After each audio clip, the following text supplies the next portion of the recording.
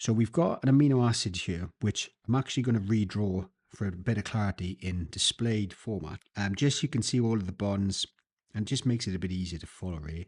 So we've got the carbon in the middle, we've got the hydrogen, and then we have the carboxylic acid to the right. And the R group coming off is a carbon with two CH3 branches either side, and then an NH2. So the point of me doing that is obviously to show the groups more clearly, but also can you see that the R group is neither acidic or alkaline, it's just an organic base group. So it's not really going to be reacting with anything that is put into the solution with it. So with that said, the first question asks, draw the structure of the amino acid species present in a solution of pH.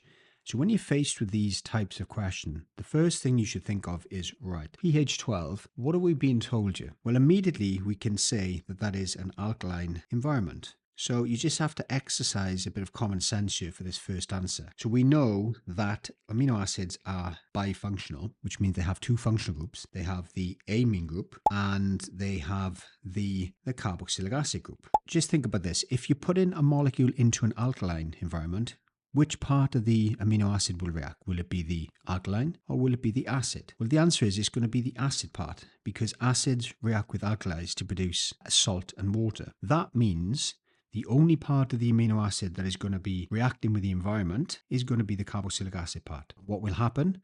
Well, just like other acids, an acid is described as a proton donor, so it will react with bases to give that H plus away.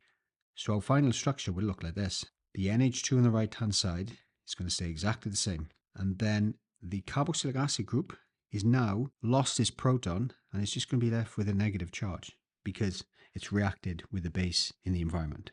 Now, if it was an acidic environment, it would be the exact opposite. The carboxylic acid would remain the same and the amino part, so this part, would have an extra proton and would be carrying a positive charge.